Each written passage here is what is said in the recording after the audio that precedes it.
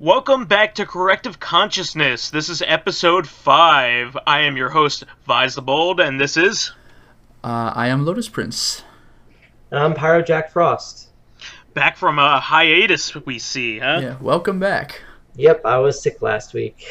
The usual summer flu. What a coincidence. We were sick of you. Yeah, I was gonna make a crack about one. I was gonna make a crack about how you were sick of the podcast, but yeah. As long as the joke was used in some capacity. As long as the pun was made. Yes. Realistically, that's all that matters. But yeah, so we have a fair amount of topics to talk about this time around. First of all being, we'd like to answer some viewer or listener mail here.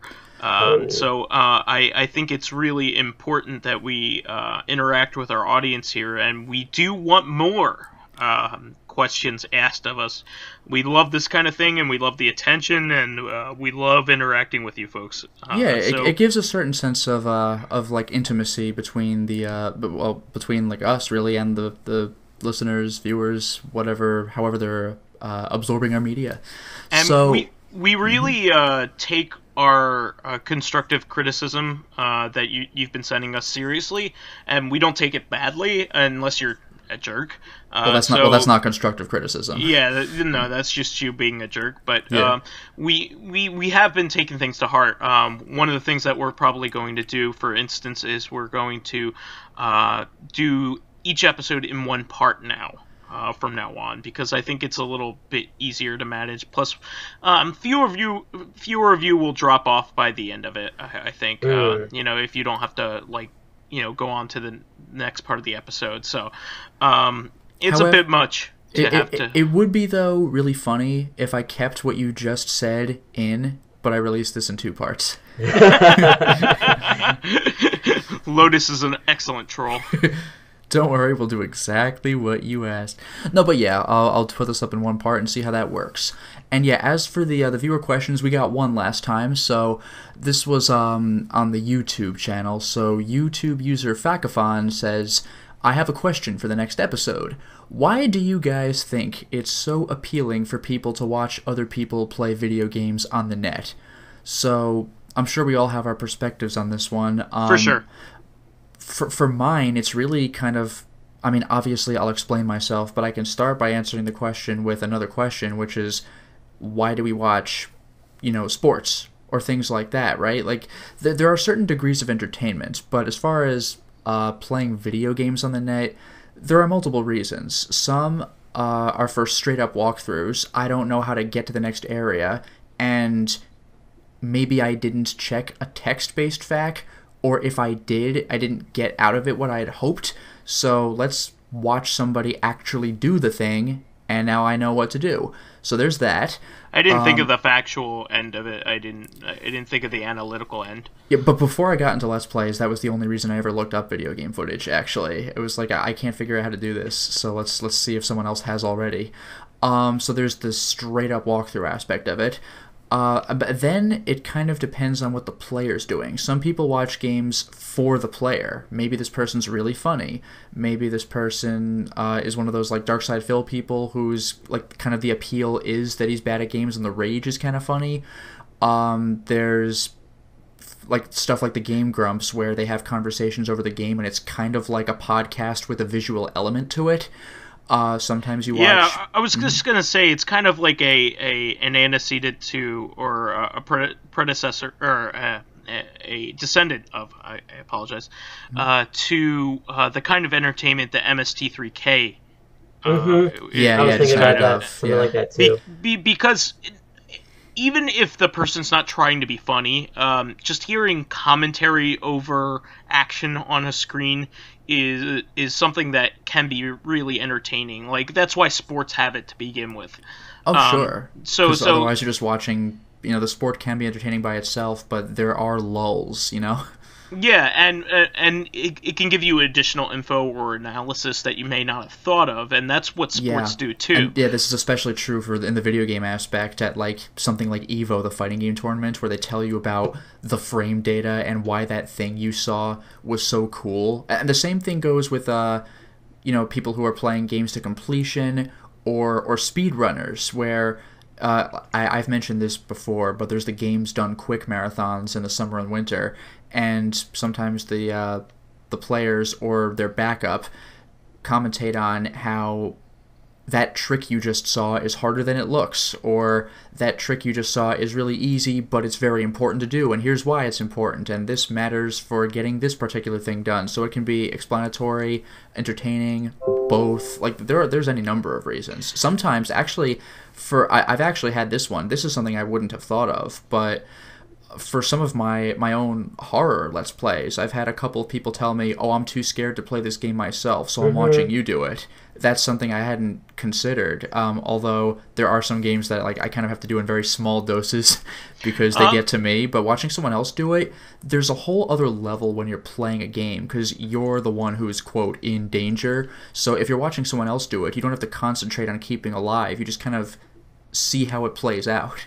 I've thought of quite a few things, actually. Another one is there are certain games out there that are like visually interesting, or interesting in general, like there's the story behind them. For instance, one of our favorites is Weird Dreams. But that's a great example, actually. A freaking chore to play. Yeah, if you ever saw the Peanut Butter Game review of that, most of the review is complaining about how nearly unplayable the game is. Like, he cheated and gave himself 100 infinite lives, and he still took over an hour to get things done when he knew what to do. That game's controls and response are awful, but it's a cool game. We love the art style and the horror aspect of the game, and all the surreal nature of it, and also the just pretty much everything about it, the aesthetic and everything like that. And if it were made into a movie, like something like a movie, it would be freaking fantastic. But and watching it is great, especially somebody who knows what they're doing. But playing it, like, my god, it's awful. Like, it's like, that's one of the worst gameplay examples I think I've ever experienced. It's atrocious. And Darkseid's like that too. Personally, I would never want to play Darkseid, but I love H.R. Geiger art. So when you watch Darkseid, that game looks really cool, but that game has gotcha moments that are genuinely unfair. Like it's a point and click. So you'll find a gun, for example, and take it. But, oh, whoops, you were supposed to take it on day 2 because you get arrested on day 1. And if you get arrested on day 1, they confiscate the gun from you, and now it's just gone. It's like, how the hell were you supposed to know that?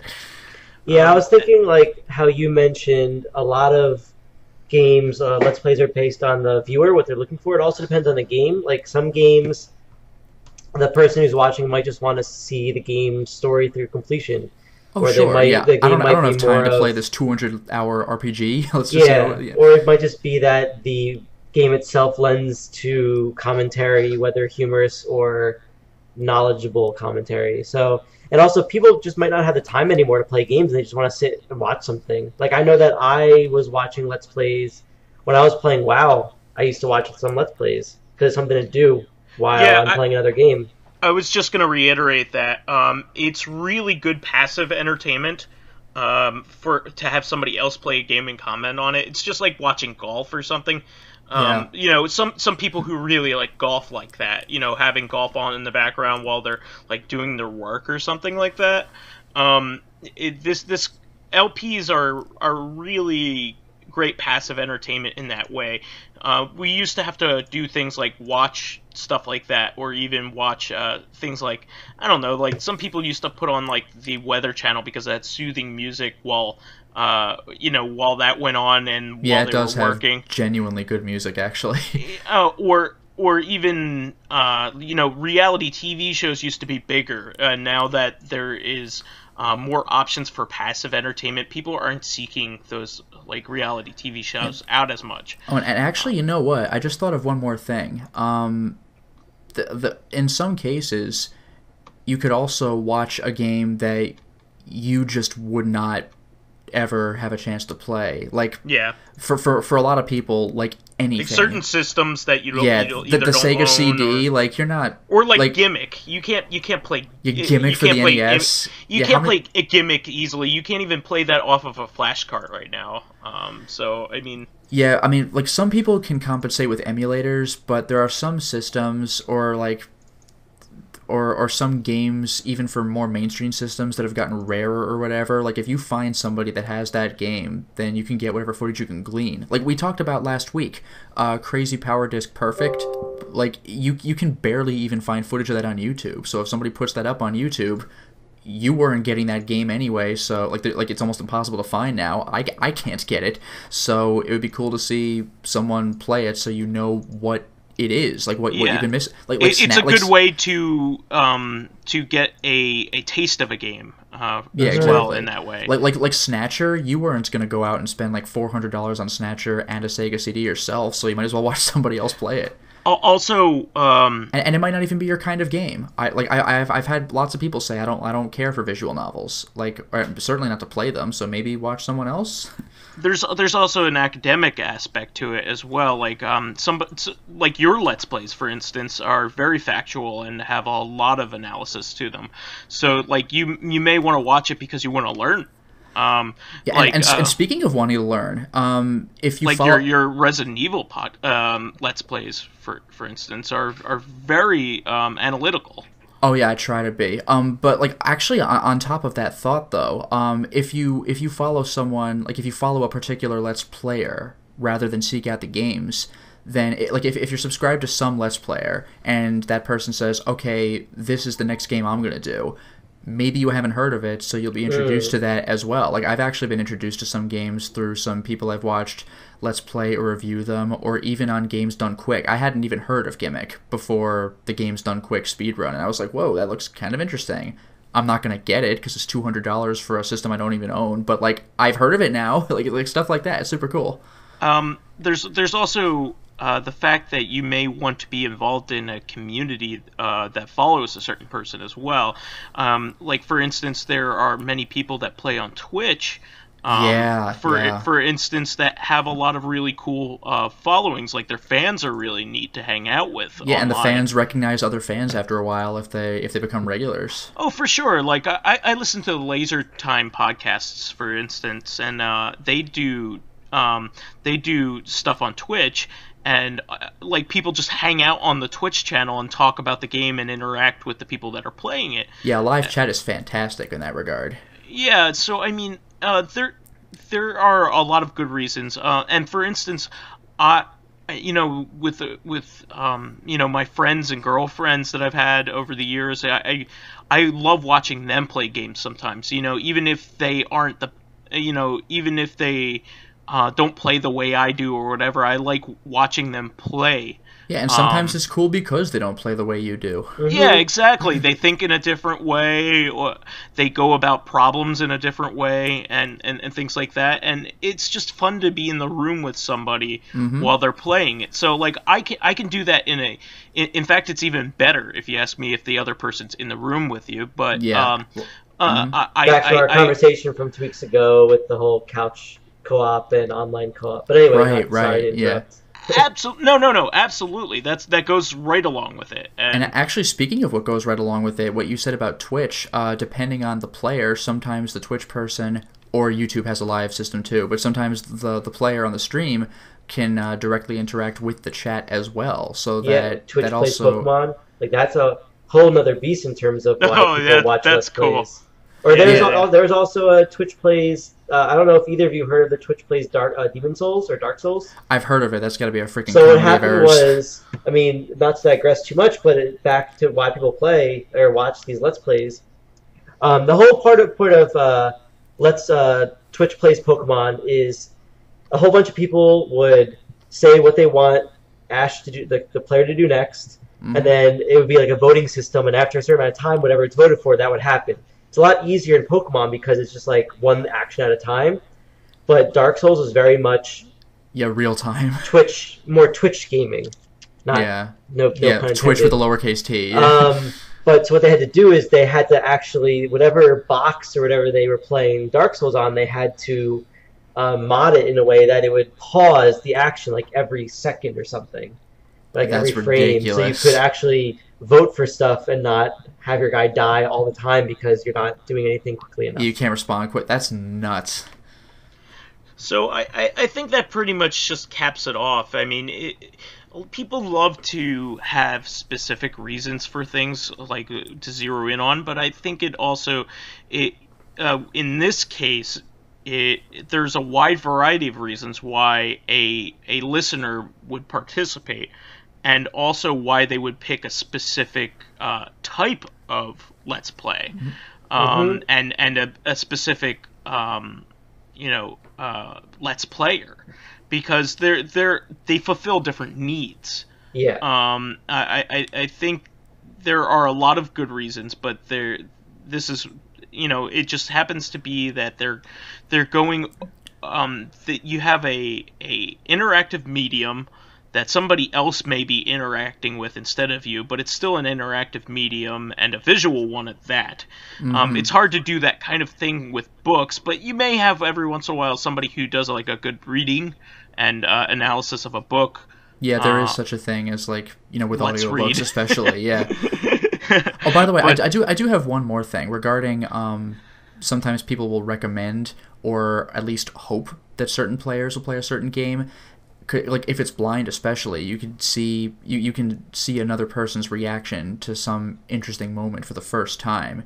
It's kind of like really famous movie moments when you show them to like a little kid, and it's like, let's see this person react for the first time because it's cool. You kind of get that feeling. Oh man, I saw like a couple of like 5, 6, and 7-year-olds, like they were like around that age, just watch Empire Strikes Back for the first time. That was the go-to example. Yeah, it's just so cool. They're all they had ever seen was the original Star Wars, and then they watched Empire, even though the prequels were already out. Like, their parents did it right, and they were like, "Oh, yeah, Darth Vader!" No way. It's such a cool reveal. So yeah, if there's ever like a really iconic moment in a game, then that can also be really cool to see the player's response to how something like that plays out. And this is, I mean, largely why PewDiePie is so popular. It's because he gets really scared by all these horror games he plays, because that can be entertaining in and of itself. For sure. So I think we pretty much zeroed in on that. It depends on the person, depends on the Let's Player. But by and large, there are a lot of different reasons, and we mentioned a good many of them. I'm sure there are even more, but that'll give you a good idea. Yeah, and I mean, it's entertaining. That's really the end of it. It's just like it's fulfilling that need for entertainment.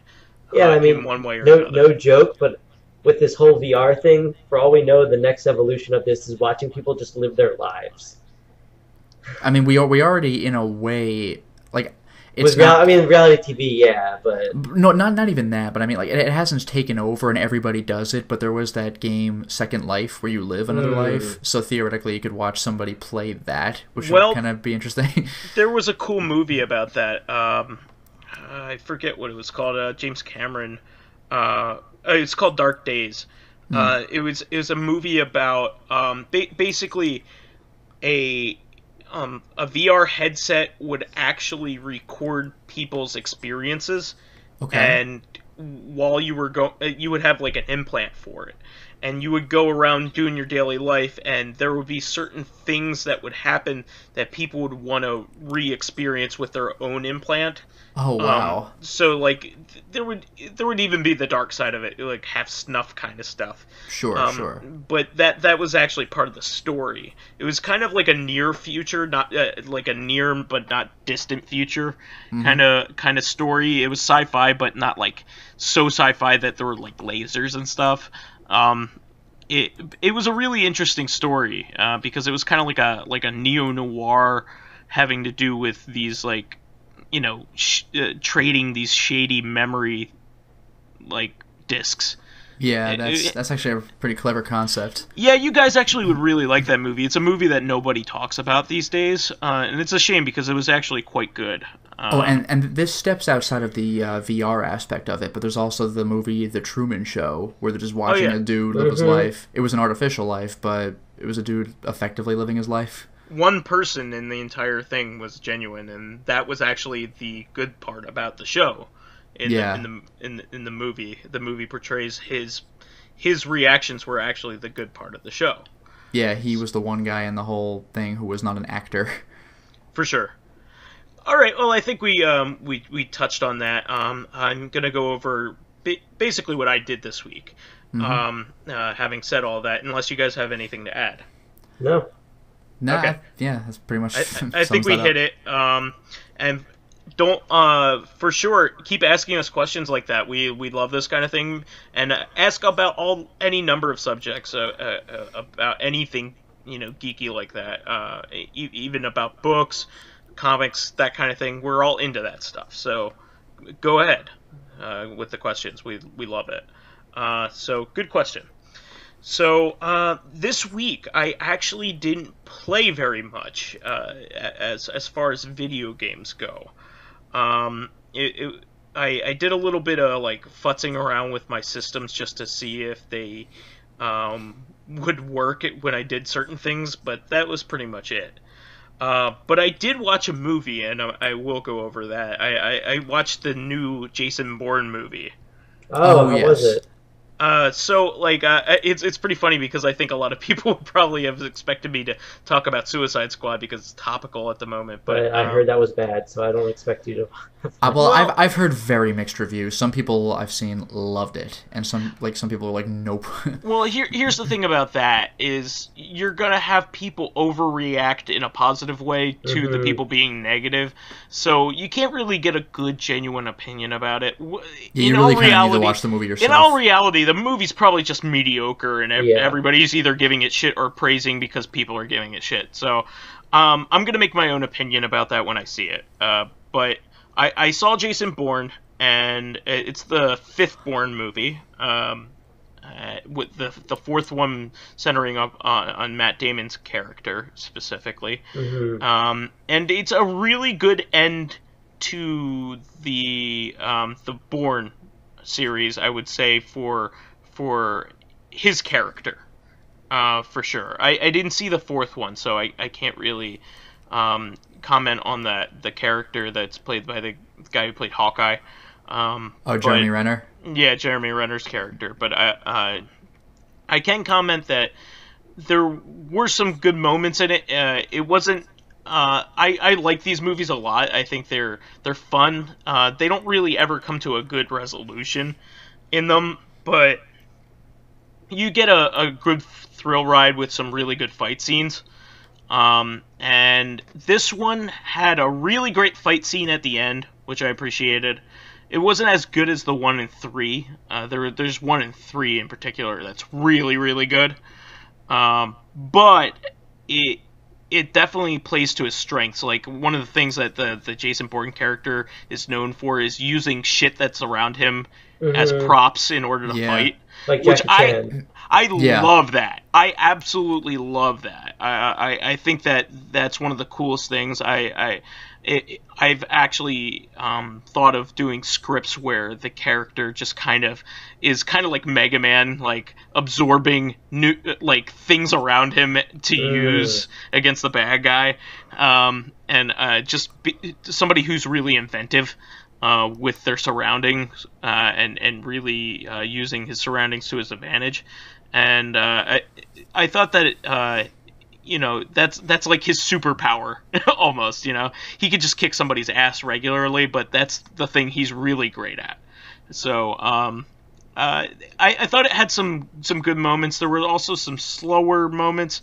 Overall, I think it's like a good B movie. Like, it's not gonna be like the best movie in the world, but it also put a cap on his story, which was really it's kind of like Uncharted 4 in that way, but I think Uncharted 4 is a much better game than this was a good movie, but it was a solid end to a saga. Let's just say that.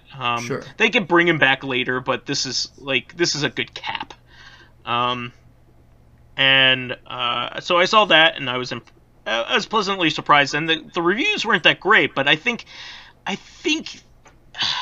every once in a while there's a movie that gets reviewed by mainstream press that they start hating on it for the style it's always had. Like it's more of the same, and it's like, well, sometimes that's what we want. So the typical one that I have for this is so I'm a big classic Frank Miller fan, not like recent Frank Miller, but classic Frank Miller fan. So I really love Sin City comics, and the first Sin City movie got fantastic reviews, and the second one got shat on. Because it was just like the first movie. But the second one it falls right in line with the tone of the first one. Mm-hmm. It doesn't do anything better or worse. It's just another set of episodes. And in fact, they have they have a specific new episode that wasn't even in the comics.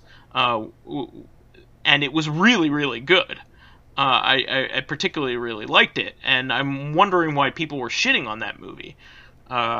Maybe they just want to shit on Frank Miller because it's fun to, but I particularly like Sin City 2 because I liked Sin City 1. I mean, it's campy, but it always was. No Elijah Wood equals no deal. But, and it's comic booky. Well, yeah, it's a movie that's intentionally, emulating a comic book style on top of being based on a comic book. Yeah. I think a lot of times it's the same problem that I have with some people with games, is you have haters who don't like a new game. Yeah, they hate to hate. They don't like a new game because it's not like the one before it, or they don't like it because it's too much like the one before. It's like, make up your mind. Yeah, not to mention that... Have fun, enjoy the game/movie for what it is, not for what you expect it to be. Yeah, I was just going to say, a lot of the hate comes from, it wasn't what I wanted, and all of a sudden, the game becomes, or it gains a cult status, 5 years later. Oh, we didn't realize this game was actually good. Yeah, maybe if you played it and didn't just join in with everybody who just kept on pissing and moaning about it, you would have known that earlier. Look, I am a huge Daft Punk fan, and when the most recent album came out, when I first listened to it, I was disappointed. Random Access Memories. Mm-hmm. However, upon subsequent listens, it's one of my favorite albums of all time, and I think I just didn't like it initially because it wasn't what I expected. Yeah, they're electronic. They changed their style. They did something different. And I was expecting, their normal. I was expecting, more of Discovery, which is their second album, and hoping it wasn't. I shouldn't say as bad as Human After All, because Human After All is a great album, but it's just not as good as the other ones. But it had its moments. It was a good album in that regard. There were enough songs on it that I'm like, oh, I want to go back to this. But Random Access Memories is fantastic. It's probably right below Discovery in my mind as one of the best albums of all time. I love it, and maybe it might even be better than Discovery objectively because it does so many cool things. I just love Discovery because it's something I grew up with, and it's just one of those perfect albums. Every song is awesome on it, but Random Access Memories is great. And at first I was like, I don't know, but then I listened to it a second time and I was like, no, this is fucking great. But I just think people are giving some of the criticisms I saw was there's too much shaky cam. Well, all three of the Matt Damon ones had shaky cam all over the fucking place. People don't remember the old movies, and they complain about things that it had. Yeah, I mean, it's clearly going back to the style of those movies, and they were early 2000s movies, and that was the style of early 2000s movies. But it's also not... it's helping create like a why would you go into a completely different style of movie to complete a saga? You would want to keep the tone of the earlier works to make it more cohesive as one work. It's an interesting decision to make, because on one hand, why not conform with like the current time? trends. So the movie's topical. But on the other hand, when you watch the movie in a box set years later, it'll make way more sense if they kept the tone the same. Yeah, so like you don't want to watch the movie and have like your parent explain to you like, oh well, that's because it was filmed at a different time. It's weird. For sure. And I'm gonna move on with that. From that, I didn't play a video game, but I played a game. So for the first time, I'm actually part of a poker group. Me and a bunch of guys from work decided to get together and have a poker night once a month. And we had a blast. We had a lot of fun doing it. And we did like a low buy-in of like $5 a game, which is, pretty good. Nobody feels bad about losing $5, generally speaking. But it's cool winning it, because you win like $25. Mm-hmm. And then somebody who's in second place wins like, $15 or $20 themselves. So it's cool. It's enough that you don't really mind losing, but you like winning. So it's cool to play that kind of thing, because that's more of a mainstream thing. Like these guys play video games, but I don't know. I always feel like I'm on the fringe of things, and like it's kind of normal, like overtly normal for me to be part of a poker group, I guess, and interact with people that aren't nearly as nerdy as I am. So I thought it was cool, and I was getting into it. One thing in particular, I played correctly. I had in two hands, I had two pairs. Twice. So that's a great hand, having two pair. Mm-hmm. But somebody beat me with a straight in each of them. And nice. A straight is not common. Nope. Let's just put it that way. And if anybody knows the rules of poker here. But a straight is an uncommon hand. And it's pretty uncommon to have two pair as well. It's more common to see somebody win with a single pair or a high pair, and so I got my butt kicked because I bet in lieu of that, it's like, well, I know that I have a really good hand and that few can beat it, so I'm just gonna go with it, and I just got my butt kicked. on two hands in particular, but I still got third place that round, so it wasn't bad. It was third place out of 7, so that's not bad. Yeah, not terrible. And then the second round, I came in second place, so nice. I'll take. So I actually had a net loss of 0 for the night, okay, which was awesome. I made back my money. I made back $10 by hitting second place on the second round, so. I was particularly happy about that, and now we're going to do it the first Wednesday of every month. So I have some camaraderie with my coworkers, so that's pretty neat. Mm-hmm. Another big thing that Lotus and I were taking a look at as well is a Metroid 2 remake has surfaced. I heard about that. Like, I was never really a big Metroid guy, but this is something that I wanted to download quickly before, in case a cease and desist is offered or something, because what this was a Metroid 2 for the original Game Boy. Metroid 2 Remake. It looks like it's in the style of Super Metroid. Yeah, it's actually in the style of Fusion and Super Metroid and Zero Mission. It's like a combination of those 3 games. So I think they took in particular the fast gameplay of Fusion. Fusion is a more linear game than the modern games in the series. Mm-hmm. It has like a lot of quick stuff happening compared to Super Metroid, which is a little bit more deliberate. But it's more linear, and this game is actually one of the most non-linear titles in the series. So it's really good that somebody brought this into the modern age, because the original game got a really good remake. The Zero Mission's a great game. Unless you're a big fan of Metroid and just want to play through Metroid, I would actually just suggest playing Zero Mission instead of playing the original Metroid, because it has a lot of user interface stuff that make it a hard game to play. In particular, no map. No map. That's number one. And number two, this save system is a password system, at least in the American version. In the Japanese version, it's an actual save system because it was a Famicom disc title. So that password system is bullshit. It's like 1 million characters long. It takes forever. So Jeez. play it on an emulator. Yeah. So you could just do a quick save. And also, the biggest thing for me in particular is every time you start a new game, no matter how many E-tanks you have, each E-tank gives you 100 health.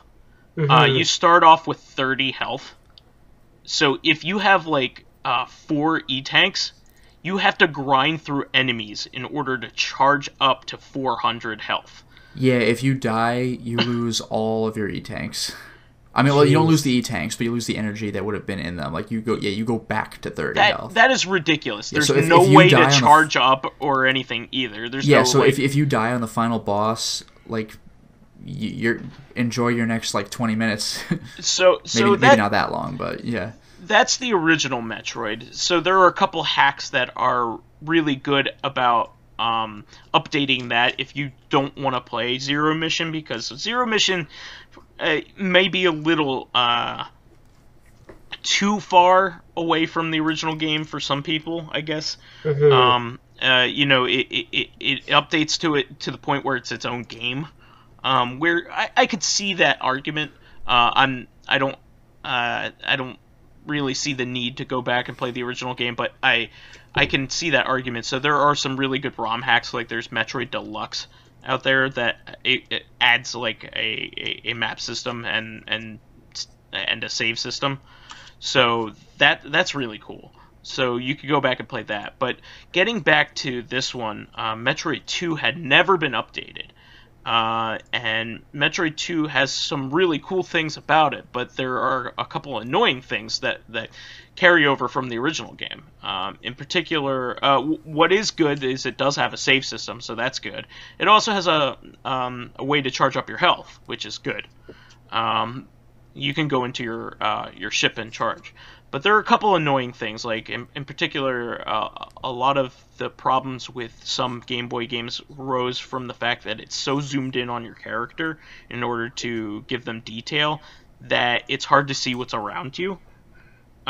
So in particular, Mega Man games are really difficult on the original Game Boy because they made Mega Man so big in comparison to how big the screen is. So they don't. It doesn't give you much time to react to for platforming, for instance. And in Metroid 2, the problem was actually enemies spawning. So like you have this giant character in the middle of the screen that looks nice for a Game Boy, but then you barely have enough room for all the enemies that are going to come and attack you. But this game zooms out in the field of view. Because it can, because there's higher resolutions and stuff like that, and it does it in the style of Metroid, Super Metroid in particular. So okay. it adds a map. It also has remixes of the songs, and the songs in Metroid 2 are part of the best thing about Metroid 2. Yeah, I've never played Metroid 2, so I don't really know what it sounds like or anything like that. It has some really fantastic music that doesn't really get touched on in any of the sequels. There aren't any like callbacks, really. There might be some in Metroid Prime, but you can't even recognize them as Metroid 2 songs if they are. The game is called Project AMR2, which is another Metroid remake 2.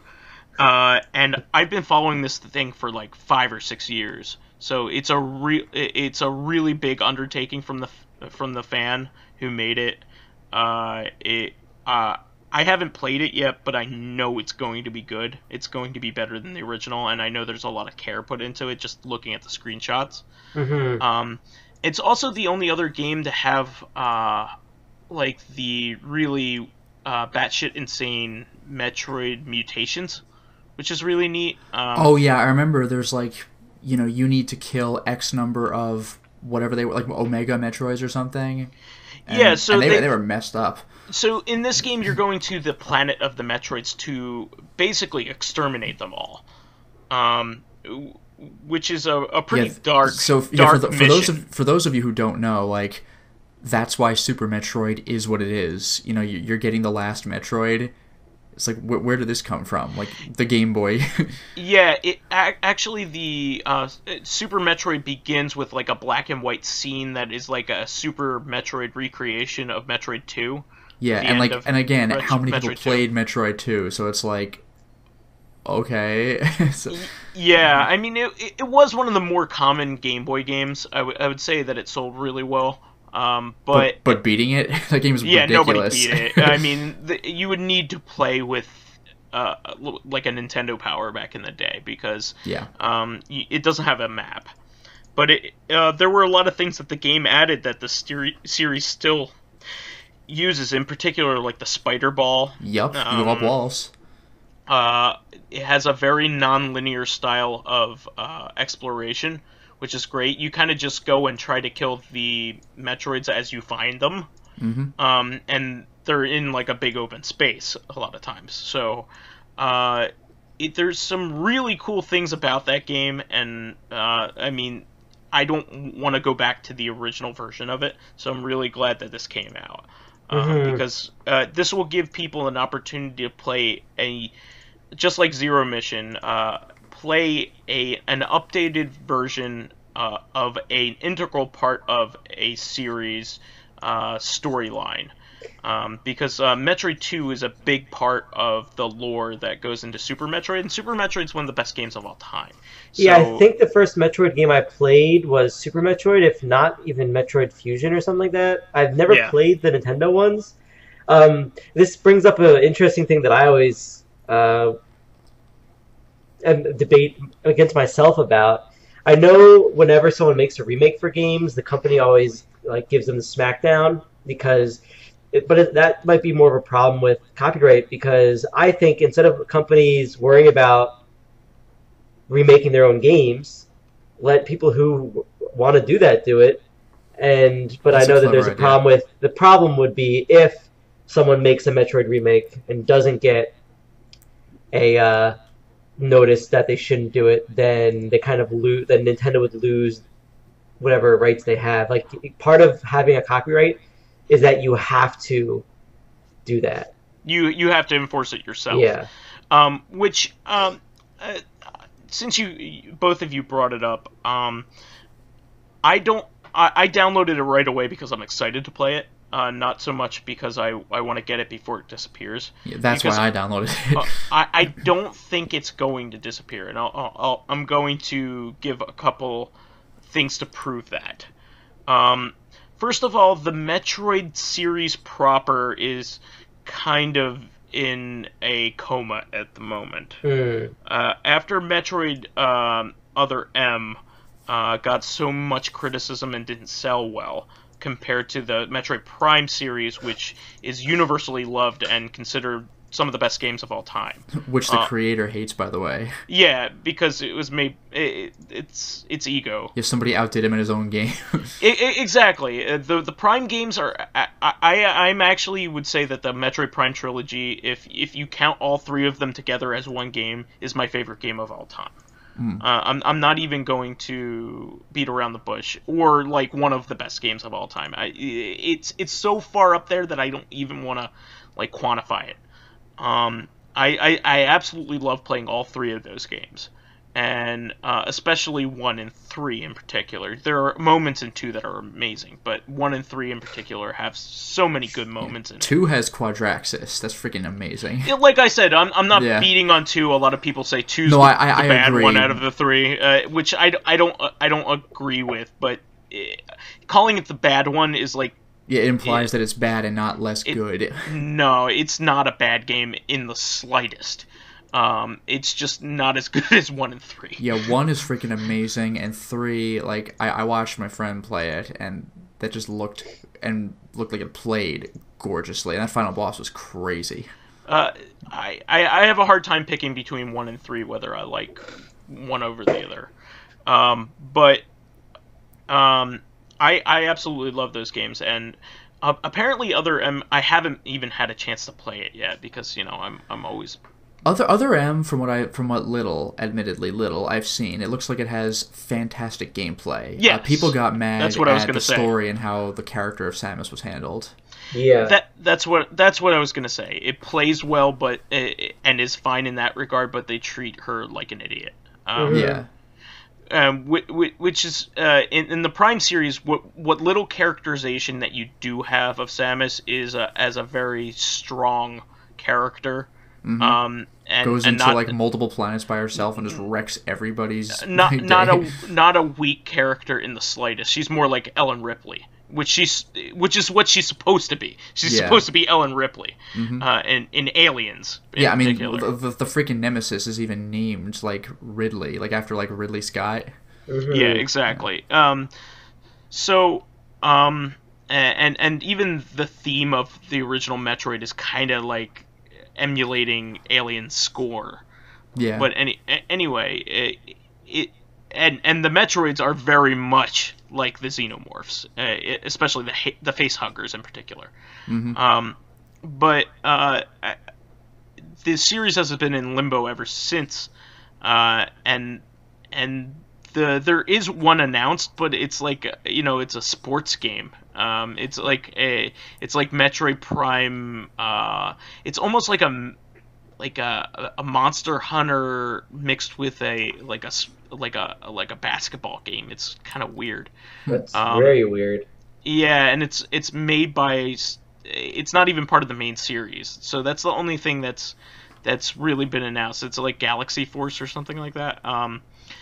So the main Metroid games, ones with Samus in it, are dormant. So I don't think that Nintendo was ever anywhere near trying to make a remake of 2 here. So I don't think that it's competing directly with any product that they were planning, or even had any inkling of making. So I don't think Nintendo would care. And because of that, there are so many really well-made hacks and fan games of Mario games that have not been taken down. Mm-hmm. Despite how good of a quality they are, there's like a really great remake of Mario Clash, for instance, from the Virtual Boy, that's in color and everything, and they didn't stomp that down. All of these ROM hacks of Super Mario World that people like to play because they're challenging haven't been slammed. So I think Nintendo is relatively lax with hacks and fan projects. Yeah, as long as the person's really not asking for money. Yeah, and I think. Yeah, it's curious because I thought there have been remakes of like Zelda games though that the people haven't been asking for money, and they've taken that down immediately almost. I really think it depends on the property and the kind of content the person's making too. I think the only one that I remember recently is the 3D versions of Zelda, which I think are directly competing with Virtual Console titles pretty much. That's the reason why I think that was blocked, because there are like 3DS versions of the original Zelda, for instance, that you can download and stuff like that. So I could see why they did that, but I can't see them poo-pooing an entirely new project like this. I don't know. It has so many like new assets and things that they made on their own. They made updated 16-bit like visuals for a game that doesn't have a 16-bit equivalent. Yeah, that's nuts. And so they basically redrew all of the designs of these mutations and not to mention they're the not environments. Not to mention they're not the creators, so like they also imagined whatever colors these things would be because the Game Boy was black and white. Mm-hmm. Like Exactly. for all the enemies and environments. So the only other like Capcom's always been very encouraging. Even with fan projects, in particular Mega Man X or Cross Street Fighter was a fan game that they officially distributed. So I haven't even ever heard of them ever doing a cease and desist. Sega, the only one that I've ever heard of is Streets of Rage Remake. And that then was because they were asking for money, which is eventually stupid. They asked for donations, and Sega's like, sorry, but although I will say though, something must have happened because Streets of Rage Remake is now back up on its own site for download. Yeah, I mean, Sega actually has encouraged hacks too to some degree because the Sonic CD port that everybody has access to right now started off as a fan game. The one you can get on Steam where you could select like Japanese versus American soundtracks. You can continue. It's a real genuine widescreen, and it's in HD. I mean, it's a fantastic remake. Yeah, that like a dude did that. Like Sega approved and made it official. So I guess the I don't see this game as getting attacked. I mean, maybe Square Enix might do it because they were pretty mean to that Chrono Trigger remake that was getting pretty far. Well, now we know it might be because of the DS version. I Am Setsuna. Oh, well, that was like a long time ago, though. But games take a while to be in development. They probably wanted to take it down as soon as they could. That's a valid argument. I mean, that could be. It's actually kind of interesting if you think about it that way. Because, like, if you do not get a cease and desist, does that imply that product is asleep for now? And if you do, does that mean they're actually going to work on something? Oh, by the way, speaking of Capcom being super cool, you know the Resident Evil 2 remake? Yeah. That's coming out. Well, before, there was an Italian group of fans who wanted to remake the game themselves because they didn't know it was coming. And they were going to remake it in the style of Resident Evil 4 because they were going to use assets from Dark Side Chronicles for the Wii, where, you know, everything is kind of like designed in a third-person kind of way. Like, you play in the first person, but they can use the character models to make it sort of a third-person deal. Well, Capcom apparently got them in, like, they stopped their project, but Capcom got them in on helping with the actual Resident Evil 2 remake, from what I've heard. Yeah, that's really good of them because that's like the coolest thing. there have been some certain fan efforts that have been rewarded with that kind of attention. Like there've been some ease translations. Yeah, like it was a really interesting situation because it's like, we're gonna need you to stop your project, but it's like coolest ending ever. Yeah, I think they're starting to realize that, you know, they not playing nicely with these. I mean, you know, the fan project people have to play nicely with Capcom too. Of course. You know, they have to not be jerks about what they're doing and not demand things because they're beholden to Capcom, of course. Yeah. But at least they know that it's bad press to like, especially like a project that has like a lot of promise and has some really talented people on it. Like, they know not to derail that because first of all, it's like advertising their IP. I was just gonna say, and I was trying to breathe life into a product that otherwise wasn't being tapped. So it's like, why the hell not?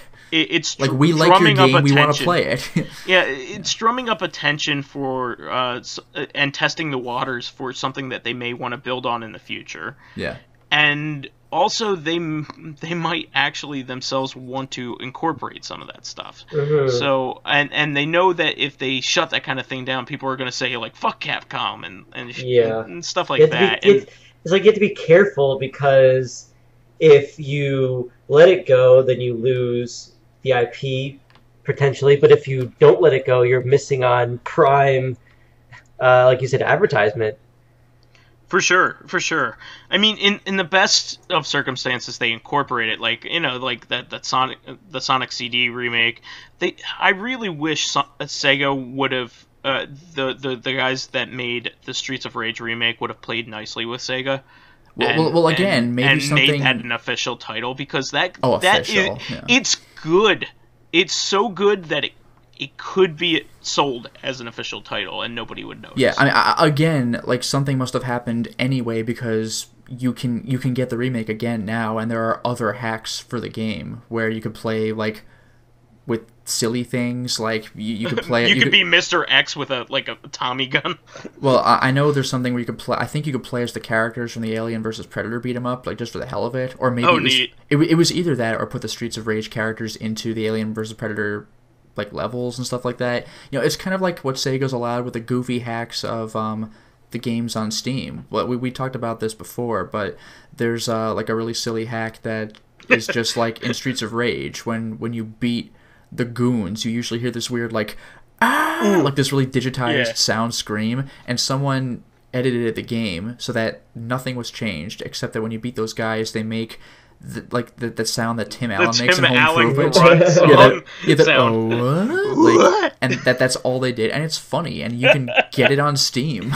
Whenever you beat, like, 3 bad guys up at the same time, and they all, like, it's so good. My favorite one, and we experienced this way on the way up to Canada last week, but they replaced like the sample of Go, in Launch Base Zone in Sonic and Knuckles, like, go with Bill from the Bill Nye the Science Guy. Yeah, the beginning of the opening credits, Bill. So and again, that's like the only change. And I think it was the same guy who did that, by the way. So good. It's like, how did you pick out the most perfect thing? Yeah. But the point is, though, like, this is available via Steam. Like, Sega's cool enough to allow that kind of stuff. So it's like, it's really cool to see a company embrace that. Yeah, I even bought even though I have flashcards and I have no qualms with playing with emulation and also buying the actual cartridges of a lot of this stuff, I went ahead and bought all of those games in that collection. Every single one of them. Because, by the way... Because I wanted to support this. This is really cool, and it's an easy way to play these hacks. Well, and speaking of things like this, to be fair, I don't know if this was Square Enix turning over a new leaf, or if this was just Valve. One of the two, I don't know which. But somebody had redone all of Deus Ex, the original, and made a mod called Deus Ex Revision, which reimagines a lot of the levels, adds rooms to places, changes architecture around, so it's effectively a new game, though it has the same plot and general structure. No, that was sanctioned by Square. It actually was. Because I was going to mention them being... so it was Square. So yeah, maybe Square has turned over a new leaf, because I remember when the project finally launched, and this was also years in the making, when the project finally launched, and by the way, the mod is free via Steam, but...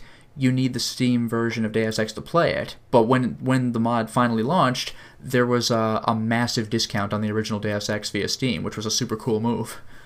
Well, it's funny that you say that. I think Square was like, wait, this is a great opportunity for not only to get more sales on the original game, which has been on Steam for a long time. Mm-hmm. So I'm sure there was renewed interest in purchasing the original title. Yeah. But also it's free advertisement for Mankind Divided, which is coming out that's very soon. That's just the thing. Like, companies can use it, and why not? And speaking of such, I actually just pre-ordered Mankind Divided. I actually was able to get a really nice deal on the PC version of it, the PC Digital Deluxe version, which has like all the featured DLC for only like $67. Ooh, nice. So like it's effectively like buying an $80 version of the game for only like $67. Nicely done. So I was really happy with that. I usually don't pre-order games, but that was too good for me to pass up because I'm gonna buy that game right away anyway because Human Revolution is one of my favorite games of all time. I love Human Revolution. Human Revolution, I was very happy that it lived up to the hype. Yeah, if anybody wants to check this out, that deal is through Green Man Gaming, and there's a specific link with that through Silicon Era. That's I think where the 30% deal was offered. So that's not even like a plug. I just want people to buy it. I think it's gonna be cool. And also I wanted to mention that GOG surprised the hell out of me this week. Oh yeah. By offering 3 Genesis titles. Now that we're talking about this, like on their own. Yeah, Disney Genesis titles. Disney Genesis titles at that, and popular ones. With Aladdin, Lion King, and The Jungle Book. And those are all quality games. Yeah, all 3 of them are really good. They have great animation and great music in particular. Yeah. Aladdin is clearly the best out of the bunch, and then Lion King, and then Jungle Book, but... yeah, they're all still good. I would say the main thing that sets them apart is that the Jungle Book and the Lion King both have parts that are ludicrously difficult. Like Lion King is a very, very difficult game. The Lion King has the crazy monkey puzzle. It has the maze. It has the final fight with Scar. The maze is bullshit. Yeah, and the Jungle Book has like the fight with Kaa. Like the bosses are insane. Aladdin is the only game of the 3 that you could play as a kid and just beat. Like, it might take you a couple tries. You're not going to, like, ace it on your first try, but you're not going to, like, throw your controller either. I think Aladdin was the 3rd best-selling game on the Genesis. Yeah, like Aladdin killed. I think it sold more than Sonic 3. Yeah, I was going to say that number 1 and maybe even 2 might be Sonic 1 and 2 because they came with the respective systems.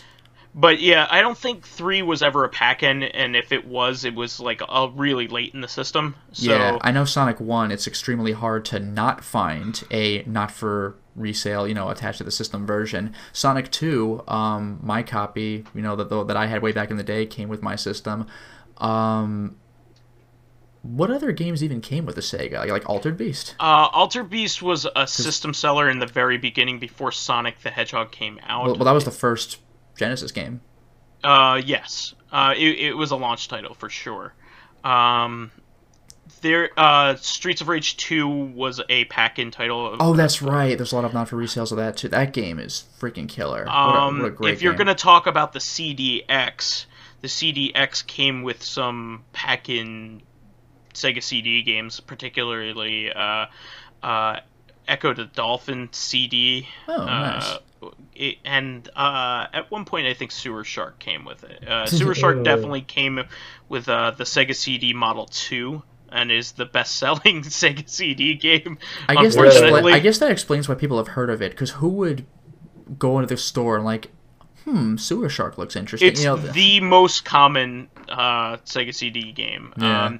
It was not the original pack-in, though. The Model 1 pack-in was that was like that collection of like 4 or 6 games or something? It was a Sega Classics collection with Columns, a bad version of Golden Axe 1, Streets of Rage 1, Revenge of Shinobi, and on the other side, if you flipped it over, it had Sherlock Holmes Consulting Detective Volume 1, and it also came with Soul Feast, which is a pretty decent shooter. People rag on it, especially in the Shmups community, but I have a place in my heart for that game in particular because I played it a lot as a kid.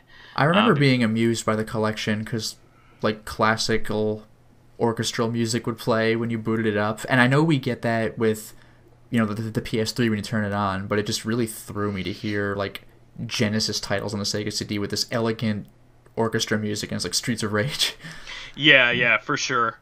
But I did have to mention this because I really love the Genesis version of Aladdin. I know they're big fans of the Super Nintendo one because both that's are good games, but what Aladdin, people grew up with. But it's a completely different game. Yeah, that's actually an important distinction to make. It's not like Aladdin was on the Sega and also the Super Nintendo. Like, there were two different Aladdin games.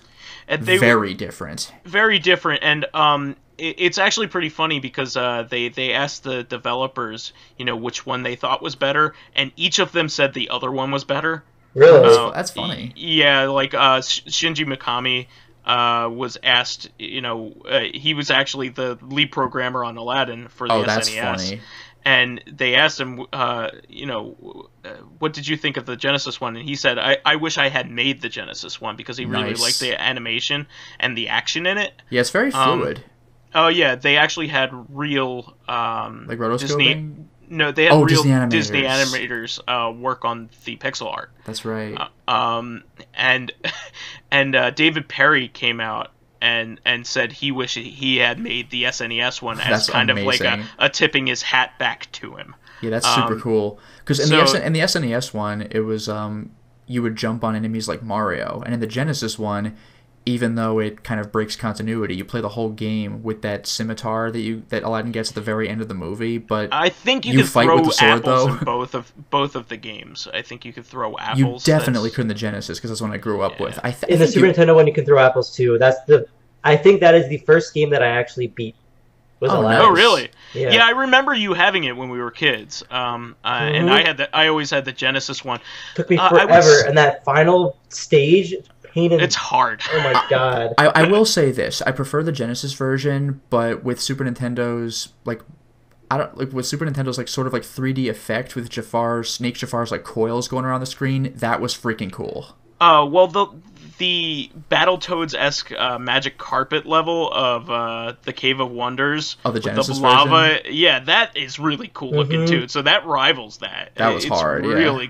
It's hard, but it's awesome looking. Like Speaking of which, really to hell with both Cave of Wonders levels, like the going in and the not the carpet ride, but the escape before it.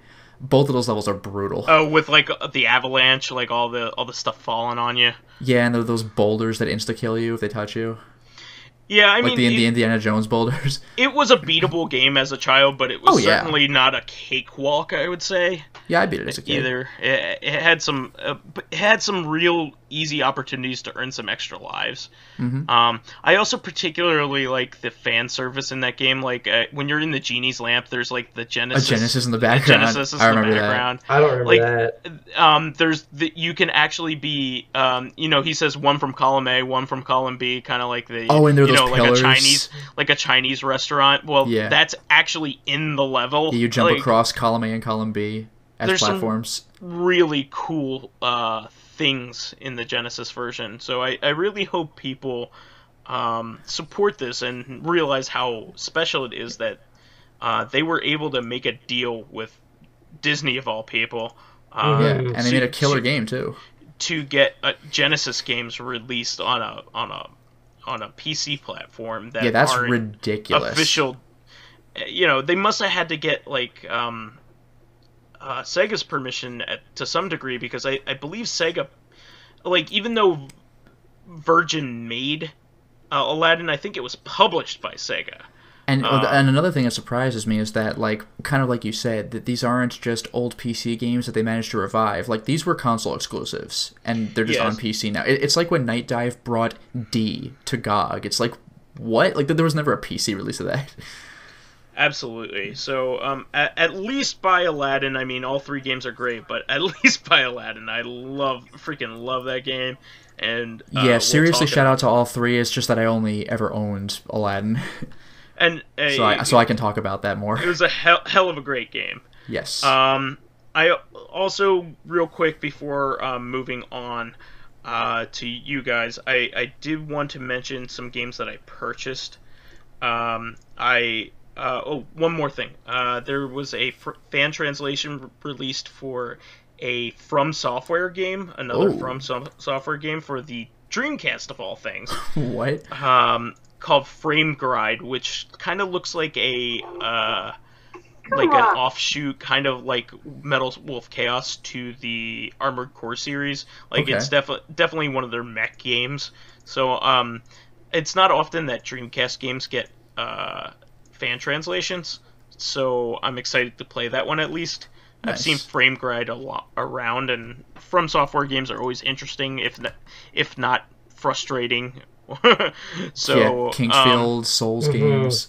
yeah, their older titles are, except for Jumping Flash, are almost universally really difficult to play.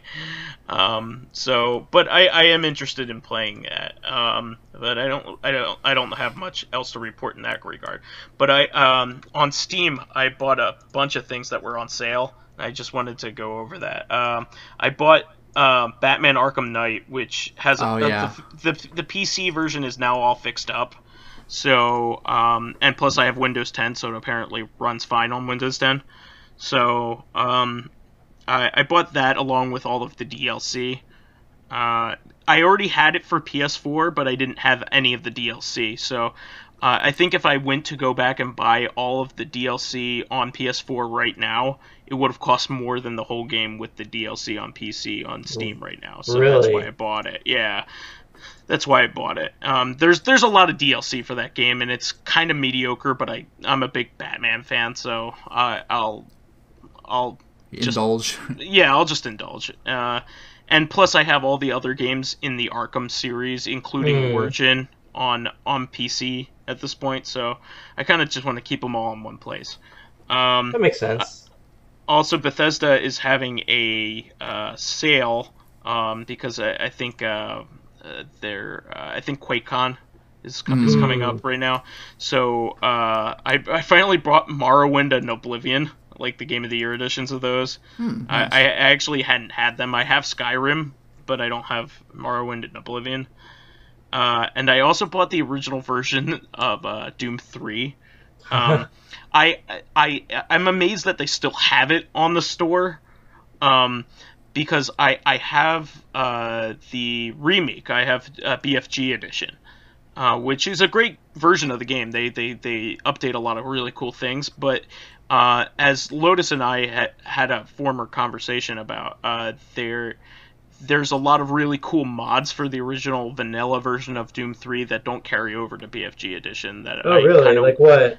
Well, actually, one of the things I actually Let's Played a while back, it was somebody, because there's a level editor, so somebody just did original Doom, like Knee Deep in the Dead, but just in Doom 3. So you play it in the style of Doom 3, the graphics are all Doom 3, so that exists, and they even did like new old music for it, like they just did covers of the old tracks. It was super cool, so you could play Doom 1 and Doom 3.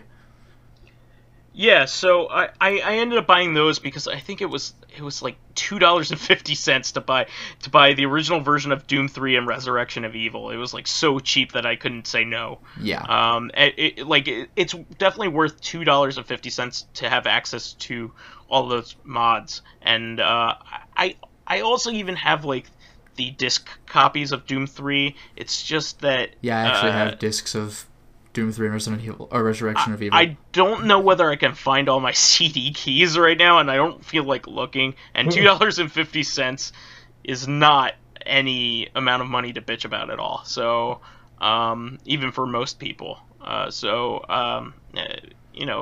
just went ahead and bought it just to have access to those mods. And plus it keeps everything updated and makes sure it runs on a modern system. So I'm not upset with that purchase one bit. So that I know I brought up a lot of topics here, but that was the way my week went. How about you guys? Well, Pyro, you want to go first on this one? Okay, yeah, I mean, I have 2 weeks to talk about, but not really much went on. I've still been playing Tokyo Mirage Sessions. It's been more watching stuff. I finished watching Voltron, actually, the new Netflix show. How is that? I heard it's fantastic. It's really good. I mean, so on one hand, from what I remember and what I've been told, it doesn't really hold up to the old Voltron show as much, but the show itself is actually really good, and it's very similar to, in style actually, to like the Avatar cartoon, because I think there's a lot of people on the same team that did that. Oh, neat. I mean, I've been playing some phone games. I finished a couple books, but What have you been reading? so I actually finished reading Good Omens. Was one. Oh, good for you. That's actually really topical. We listened to the audiobook on the way home. Oh, really? Nice. Yeah, we got through a few chapters of that. One of my other friends gave it to me as well. Let me borrow it as a Christmas gift, and I finally got around to reading it. The one good thing about moving to New York and taking public transportation is a lot more time to read. That's true. Oh, for sure. I actually love public transportation because of that. Yeah, so I finished that, and I really enjoyed it. Although I was really sad because at the end of the book they talk about like what they talk about what they have a few questions for Terry Pratchett and Neil Gaiman, and one of them was like, is there going to be a sequel or is there going to be a movie? And both of those were like, well, not really, but we have been considering it, and it might be a yes. But this is also with the news that like last year, I think it was when Terry Pratchett passed away.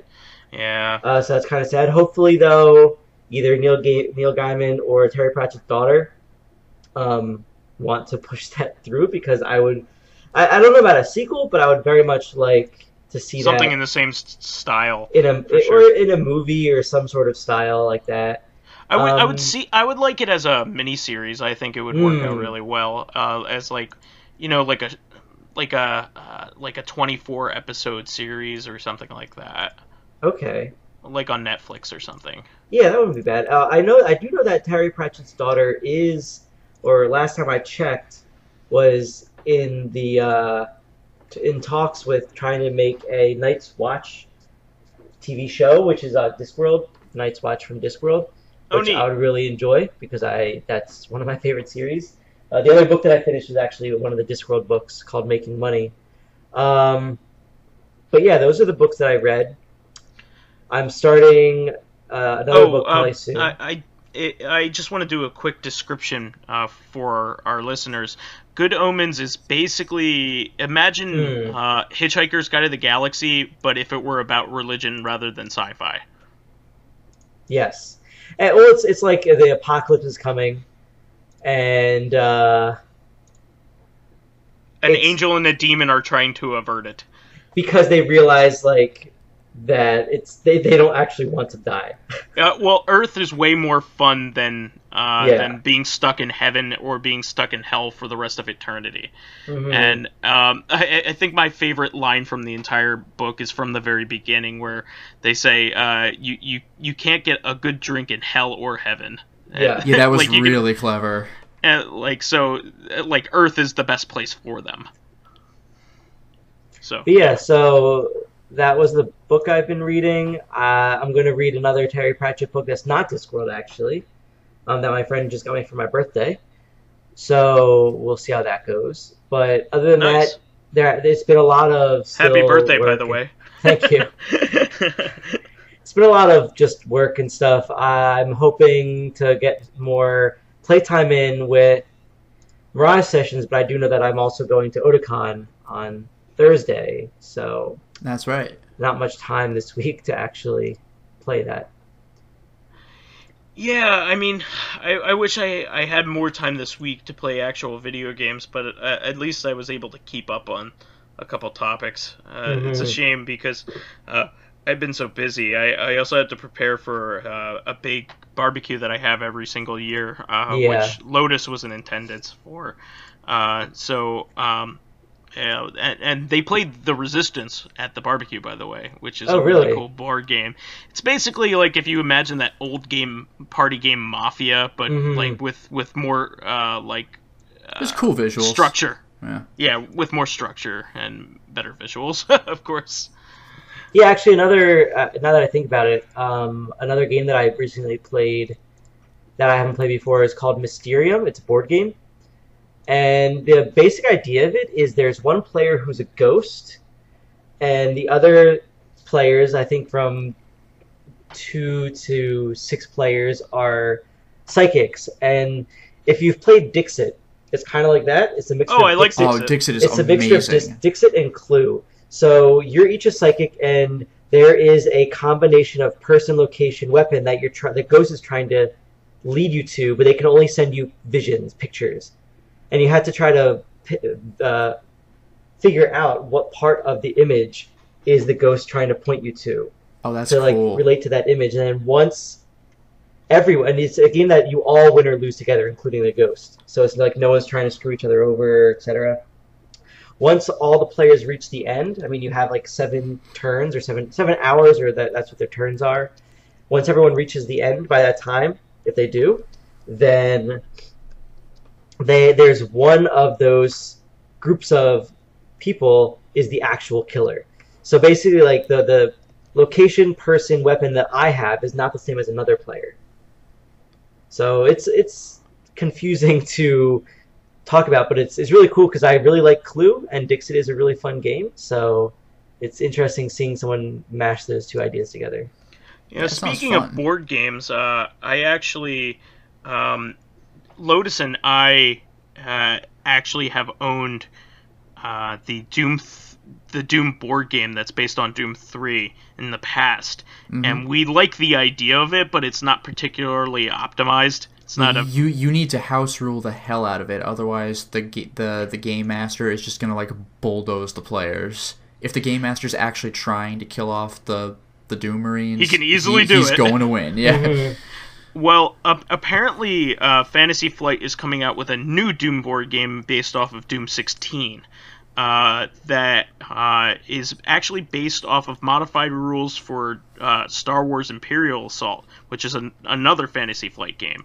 Yep, which is based off of Descent, which is another Fantasy Flight game. Yeah, nice. Yeah. So I did want to buy that, but the place that we were at in Canada had it for like twice the price of what you can find online. Like, I don't mind paying an extra $10 if I'm like right then and there. I guess, like, you know, like was this twice the price for real, or was it like twice the price in Canadian dollars? Okay, so it was 120 Canadian. Okay.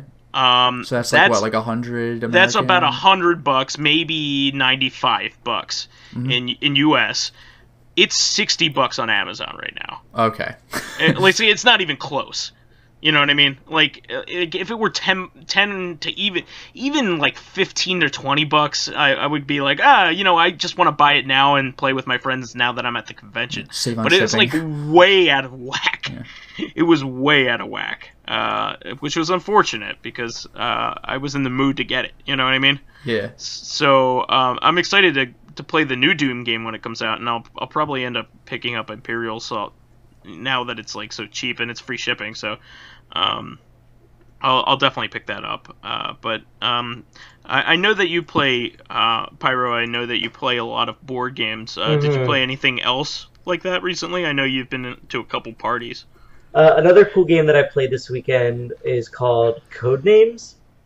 And if you haven't heard of that, the way that works is, again, it's split up. This game, you're split up into 2 teams where one person on each team is like the spy master, they call it. And there's a grid of 5 by 5 grid of words spread out. And the spy masters each have another tile they look at that tells them which words are their words, which words are the other team's words, and which word is the kill switch word, and which are neutral words.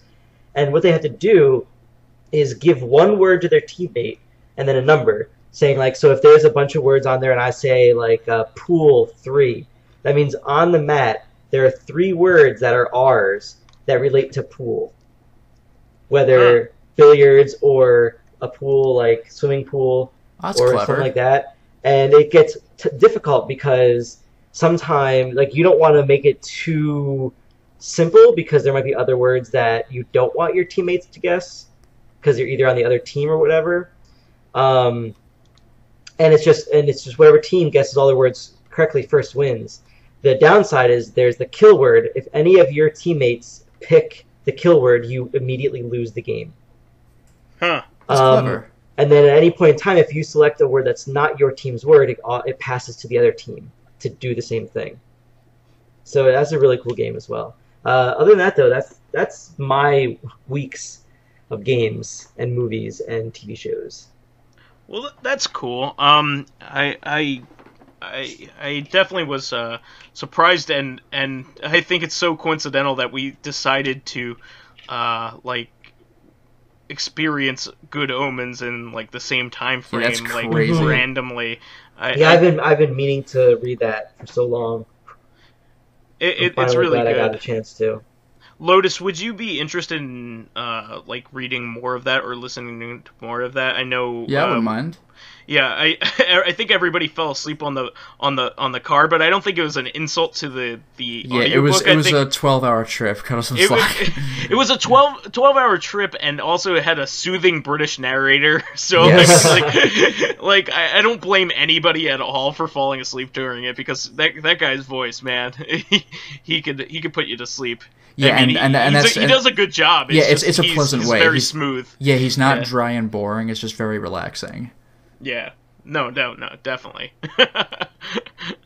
Well, having said that, how about you, Lotus? What have you been up to?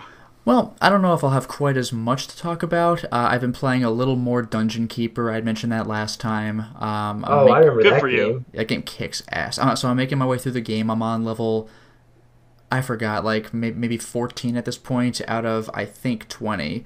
So I'm slowly making my way.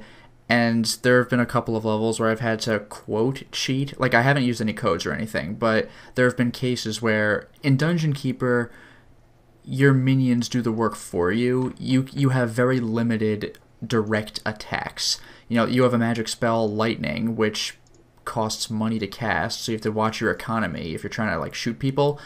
Otherwise, the main way of attacking is to send your enemies at the opponent, and even then, you can't tell them to go places. You can only drop them in areas that are officially yours, that have been claimed by you.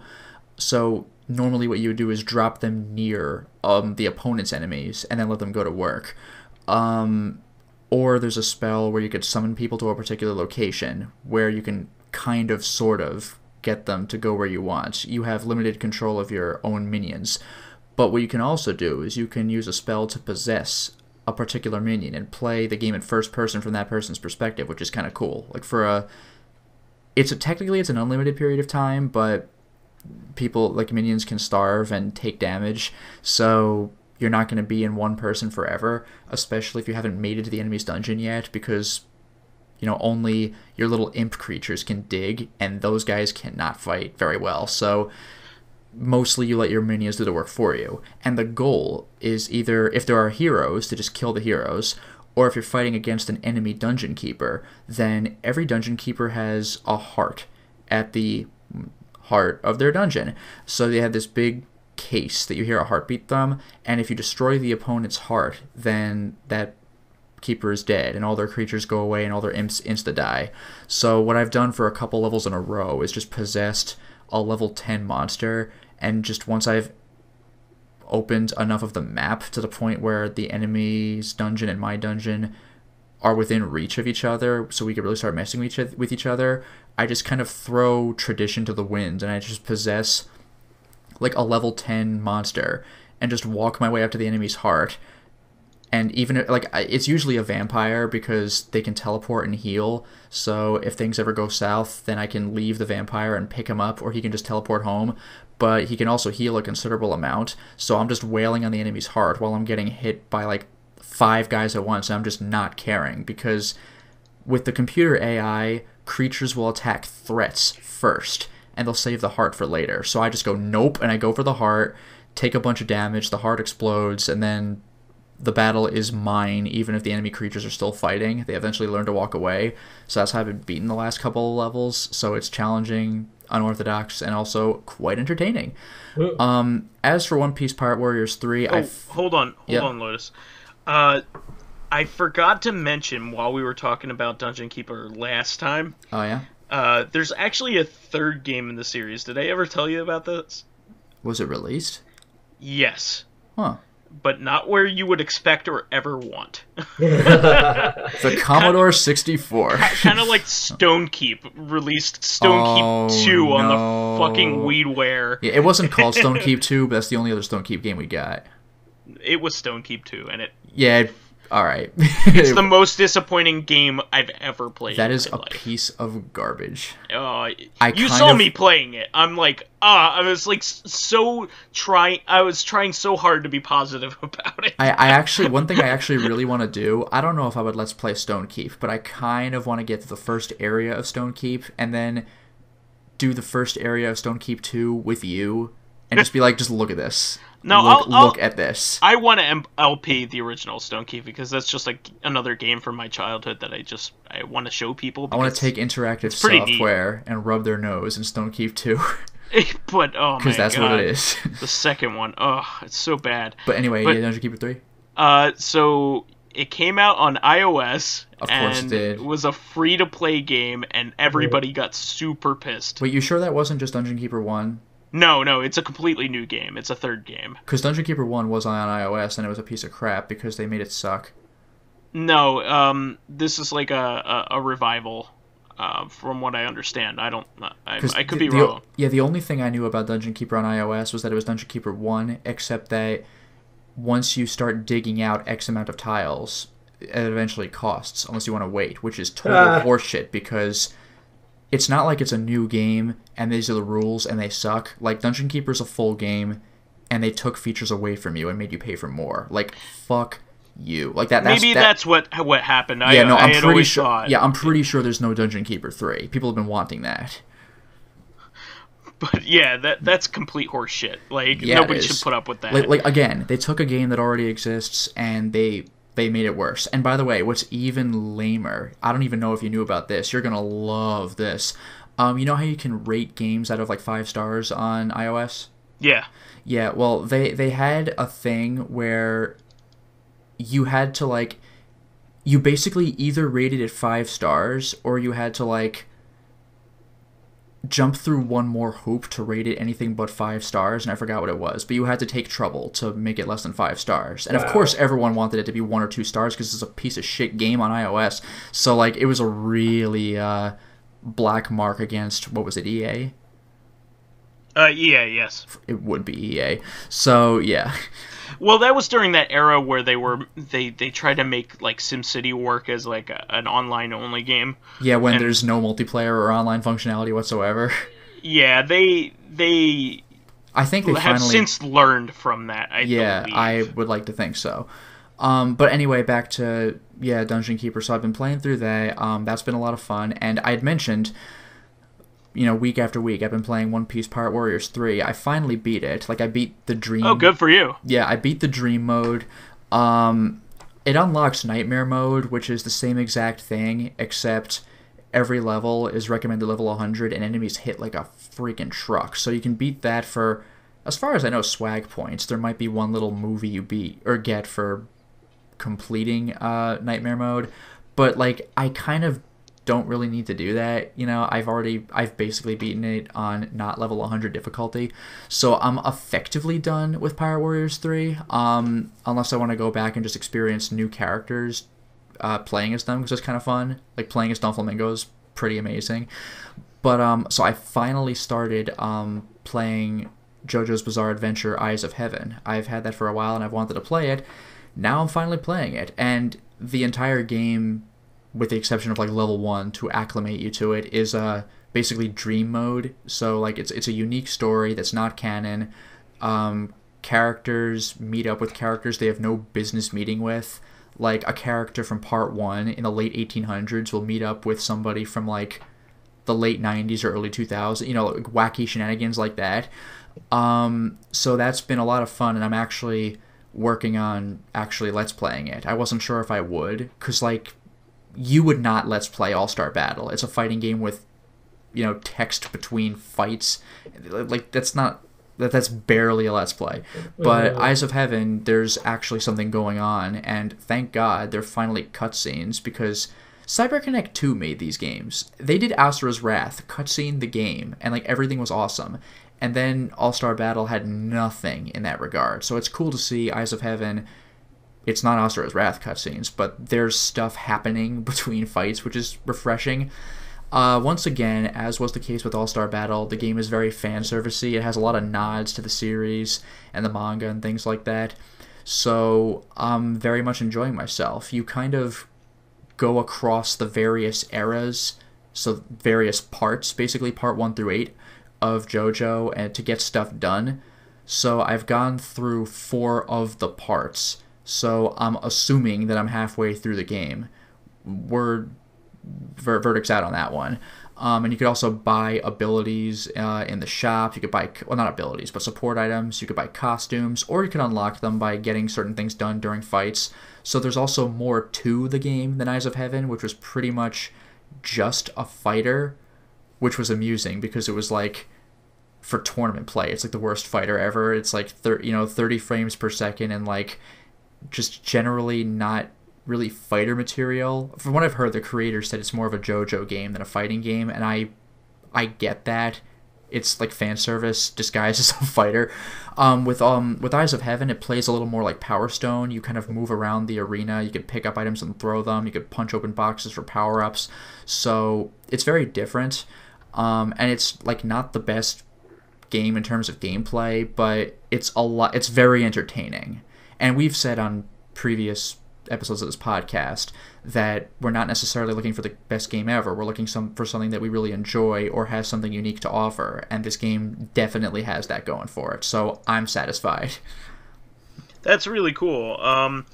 I would encourage people to play these kinds of things. Like I think like Persona 4 Arena really falls into this category too. Mm-hmm. It's not the most balanced fighter of all time, nor is it the best, but it's still a lot of fun, and there's a lot of really cool exploration of the characters, and also seeing them in a different context is always a lot of fun. Yeah, I'll only give one warning though. For JoJo Eyes of Heaven, it is very spoiler heavy to the anime and the manga. So, like, I'm not going to say what the spoilers are, obviously, because that's being, that's well, in Japan, these are things that are in their like regular consciousness. No, I know, like, you should know, but like, I'm just saying, like, the very beginning of the game, and I won't spoil, but the very beginning of the game, after the first fight, has like, wait a minute, I'm encountering this character, but I thought you died, and that's like a spoiler right there. So, like,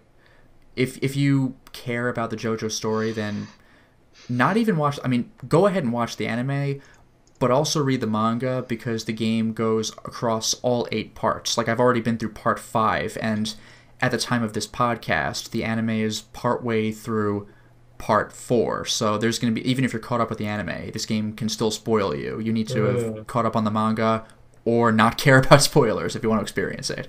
Yeah, for sure.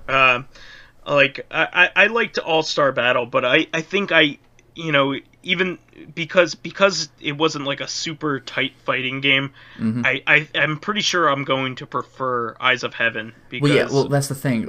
All-Star Battle, I love that kind of like laid back fighting type game. Yeah, and one thing I neglected to mention is that I had mentioned it's fan servicey, but you can do super moves with your characters, and it's cool to relive certain parts of the story. We're like, oh yeah, I remember when the character did that thing. But what's also cool is that you have an AI partner, and you typically fight against 2 people at once. And what's interesting about that is that you can do a dual heat action, which is like a dual super move. Now, most of the time, that means one of your characters does a super, and it's immediately followed by the other character's super.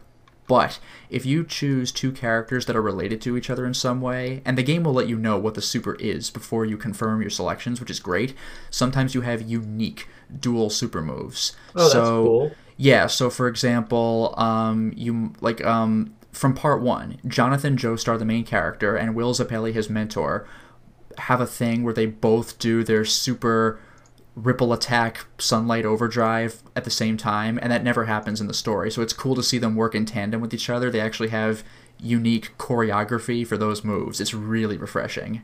Like it's stuff.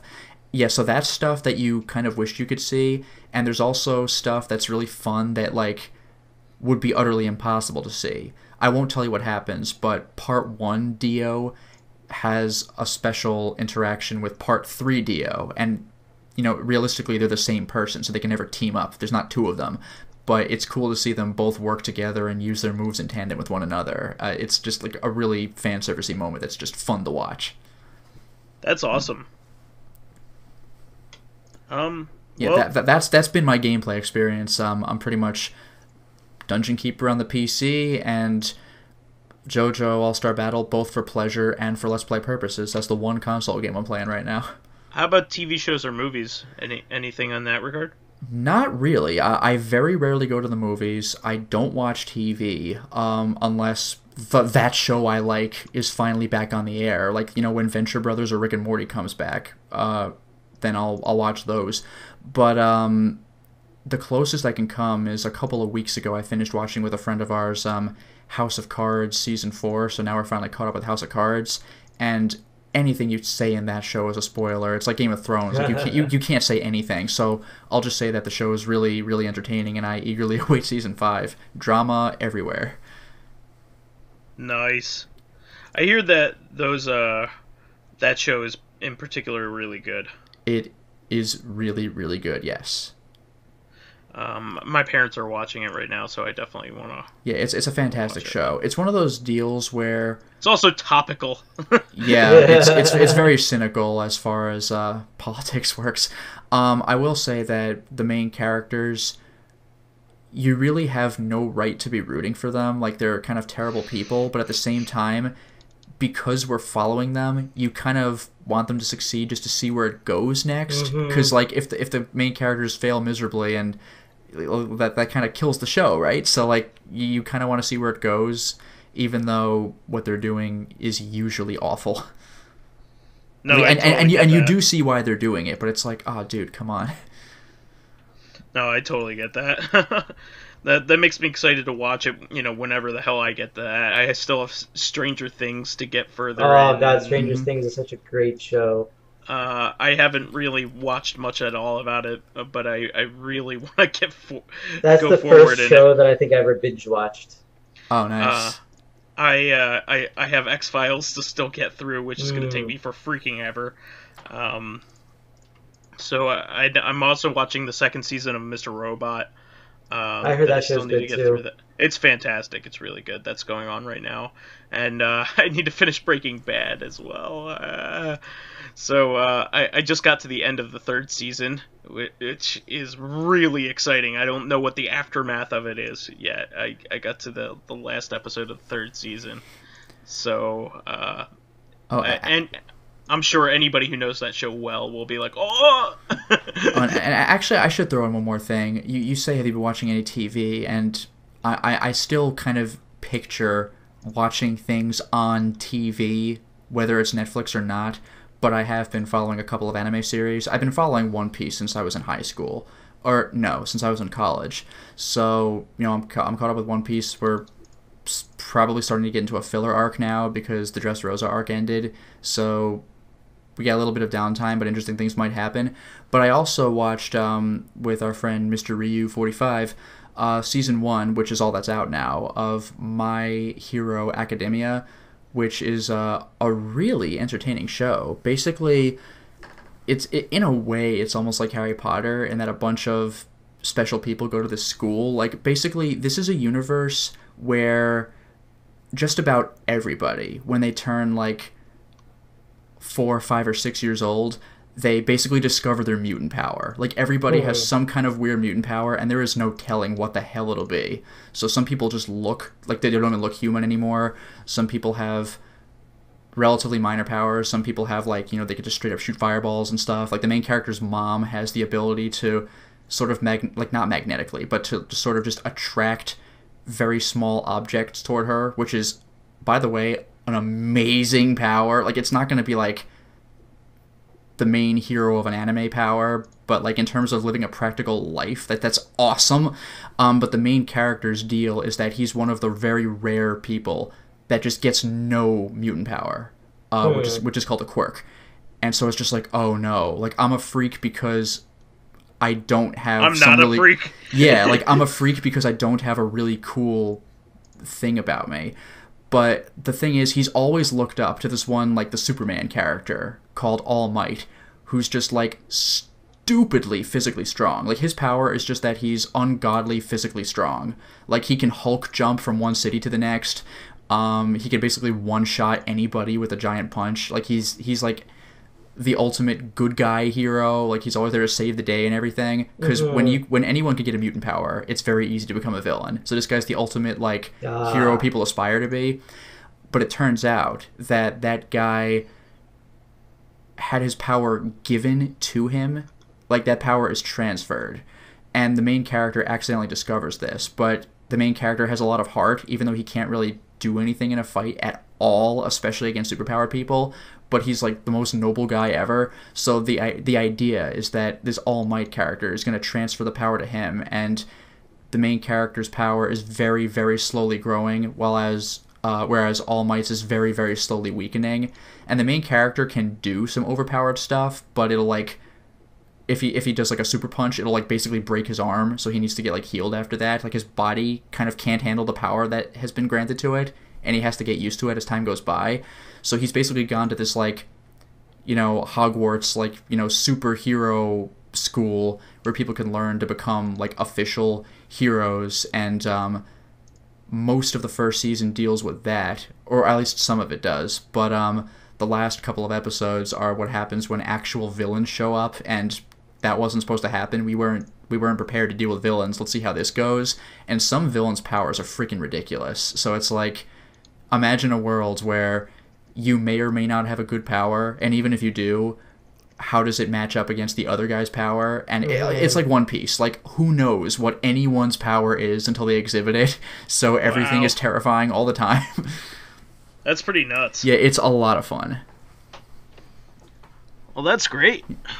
I will look into that one myself. That one sounds really good. Yeah, it's a 13-episode season. The manga goes further. I haven't read it, but I've heard it just keeps getting cooler, so I'm excited for whenever season 2 comes out.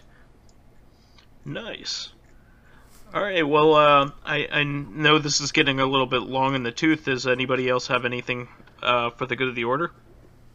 I guess as far as podcasting goes, like the nature of this podcast, you mentioned it at the very beginning, but I'll just reiterate it. If there are any listeners out there who have any particular questions for us, then please let us know. We're happy to look into them and answer them. Also, I wanted to get some technical stuff out of the way. As some of you may know, that we have an official RSS now, and we also have an official iTunes page. So please rate us highly, give us 5 stars if you can. In addition to the SoundCloud that we've already had. Exactly, and you can always message me on SoundCloud or message Lotus on his YouTube page. Yeah, I put this up as just a still image, but like a podcast thing on YouTube, because YouTube can't do audio only, so I just have I just have the podcast basically in sort of visual form on YouTube. I will be increasing the quality of my recording as well. I do apologize for some moments where it got really quiet in the previous episode. So we tried to remedy that for this one, but it's going to be even better soon because I ordered a new podcasting mic, or a mic that was well recommended for podcasting, I should say, and it's really, really nice. It's actually made by the same company that makes yours, Lotus. It's Blue. Yeah, Blue. Yeah, you're getting the Yeti Eye of the Snowball. Yeah, I'm getting the Yeti, which it's the Yeti Pro actually that has the option of using XLR connections, so you could hook it up to a mixer. Oh, that's cool. Eventually. So if I want to get fancier later, I will, but for the moment I'm just keeping it USB. But I want to have the option to upgrade to that later if I want to get really fancy. And especially if we are both recording in the same space like we did for episode 2. Right. I would like to use separate microphones, so that might be a good way to do that. Yeah, that would be good. I think our audio came out decently enough. No, it came out fine. But depending on how things go, you never know if one of us is too far from the PC or something, when we're talking. So that would circumvent that or that would not circumvent, but that would just avoid that problem. Yeah, so we are actively working on the technical stuff about the podcast in addition to the content. So stay tuned. We are both me and Lotus in particular that have been here with every episode. We're pretty much perfectionists in everything we do. So I'm not. No, you are as well. I shouldn't have excluded. No, he's not. No, I'm not. But he's a schlub. No. Jeez. I wouldn't go that far. No. We're perfectionists. All three of us are perfectionists at what we do. So, I want it to be a good experience, and I don't want something as stupid as a low quality section of a podcast being a reason why you don't enjoy it. So that's something we are working at, and please give us feedback. I mean, we want to hear more and more stuff. We do respond to every comment we can. Of course, be nice. Yeah, I mean, if you have a problem, please let us know. Just constructive criticism is where it's at. Mm-hmm. Yeah, and we'll keep at it. And I assume Pyro will be here for every episode that he can as well. I'm going to try to make it as much as I can. Yay! Awesome. So, having said that, is anybody else have some last words? No, just that if anyone who's listening and watches the Let's Plays that I've been part of, meaning they know what I look like, if they're at Otakon, feel free to say hi. But yeah, that's for sure, yeah. Lotus even had a fan at Con Bravo that he totally snubbed. Oh yeah. Okay, let me get this out of here. I don't know if that person's gonna listen to this particular episode. Maybe, hopefully, but I was accidentally a total jerk. I had no idea. I was with my friend Mr. Ryu 45, and I was talking to him as we were going through some hall, and he tells me that somebody walked by and said "Oh, Lotus Prince," and I did not hear it at all. I was just in the process of chatting it up or whatever, and apparently I just kept walking, and that person I guess said, I guess not, and I was informed of this after the fact, so I was accidentally a total dick. No, I'm super sorry about that. I'm just ribbing on you. I don't want to cause you issues. No, it's fine. My entire reputation has been besmirched because of you. I love that word. When do you get to use besmirched? I'm actually happy that I got to use it because it just sounds hilarious. Because who says that? Well, you happen to be bespectacled and besmirched. That is true. In fact, all three of us are bespectacled. What a spectacle! Oof. Hey, 12 Eyes. I think it's obvious that we're all really tired now. Yeah. All right, guys. We will catch you next week. And please send in those questions because I actually loved exploring that topic in particular. Mm-hmm. I would particularly like a movie one. Because I love talking about movies. So shoot them at us. Let's get some discussion going. Absolutely. Right? So we'll catch you next week. Catch you later. Until next time, everyone. Bye. Bye.